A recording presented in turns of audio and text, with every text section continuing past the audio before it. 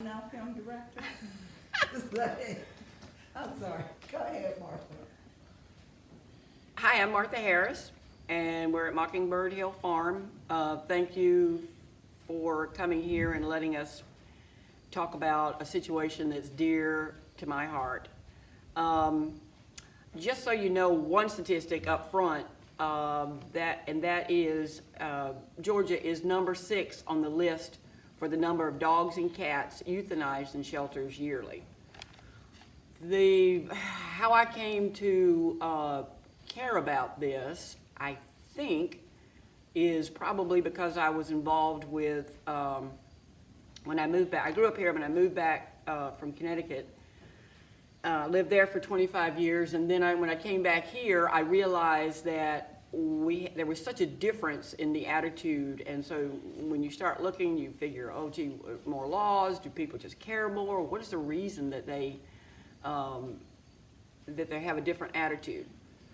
And I guess I'm still trying to figure that out, because that would mean that we'd have a reason for the cause of why we have so many animals in the shelter that are going into the shelters, period. So I have a good friend who started a humane society that takes care of mainly Baldwin and Bibb County. And I realized what she was doing, it was driving her crazy, making her crazy to have to do all of this and deal with all the animals and go to adoptions, take them to adoptions every weekend and probably 2 locations per weekend. I guess I saw how that might fit into providing some of the same satisfaction that she was assuming that she was getting. So the name of the story is Satisfaction Guaranteed. And I truly believe that anybody that gets involved with this effort, the rescue effort, and trying to educate their community on what dogs and cats need and what humans need to do to live up to a higher standard, I think that will be a satisfaction guaranteed for them. So also what I did was I went to Coney Regional, who's near here, and I took 75 dogs, brought them here. What they do is they pull from the shelter, so they don't get euthanized. And so I went and got those dogs and brought them here, socialized them. They'd already been fixed. And then we went to Athens to 2 different locations. And so I did that, bringing them here and socializing, and then taking them to get on the Oconee Regional train or the van, and then we'd drive to Athens. And so Athens had a better market for people who wanted to take care of dogs and cats. So I did that for 75. Then I decided, I really should try and take care of my own county. And because we had that horrible situation that I was noticing, and just left and right, dogs and cats all over. So I started with the mayor and the county commissioner, and that was 10 years ago. We started with a fundraising event that was simply baked goods on the corner down in the Bank of Hancock parking lot. And about a dozen people showed up and said, wow, we think this is great. Well, they didn't show up after that point, but one of them did. And so he was with us until about 2 years ago when he passed away. But he's the kind that he would take the found animals and take them to his laundry room and take them to the vet in Sandersville, and then he would offer, one-on-one care.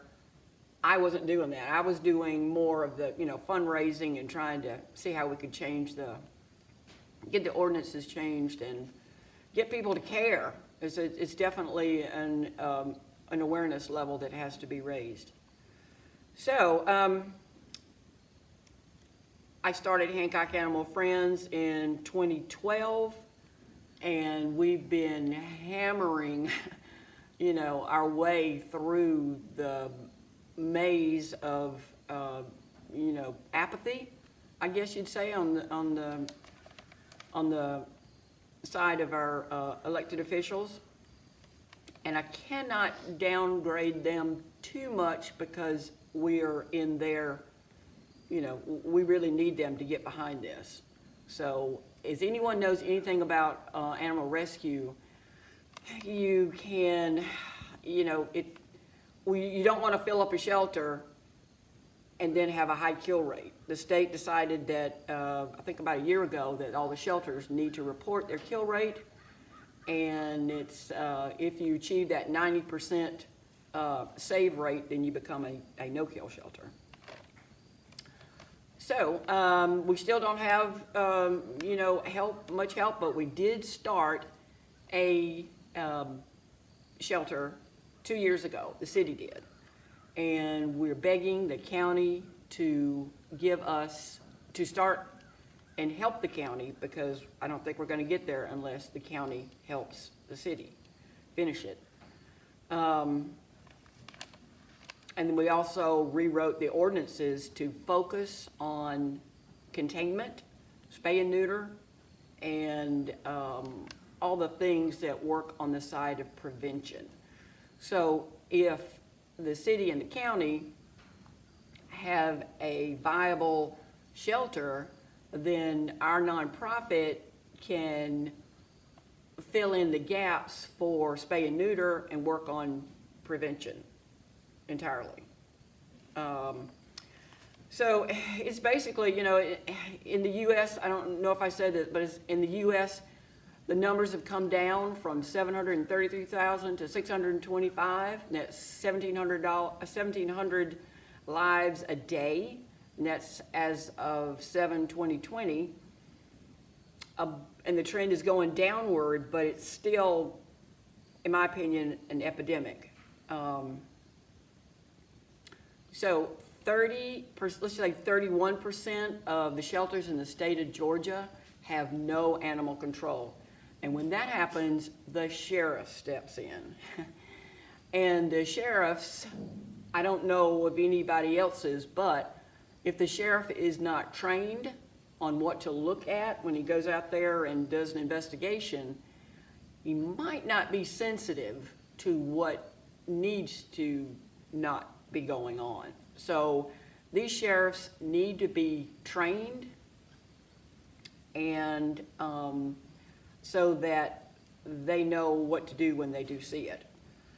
I would like to see maybe a regional for these pockets.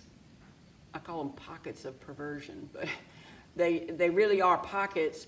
If we could have a regional centers that take up the slack and maybe provide, because poverty is probably the #1 issue, poverty and education. I think if people knew what they needed to treat their dogs and cats better, they would do it. And then the second step is giving them the funds to do it.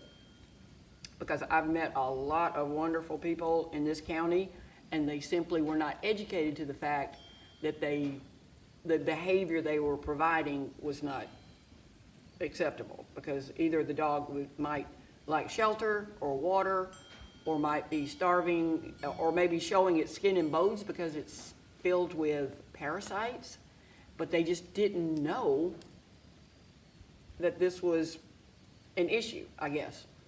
So, people use animals for all kinds of different things. They tie them to chains, they chain them to inanimate objects, and they fight them, and they do everything else conceivable. We have backyard breeding.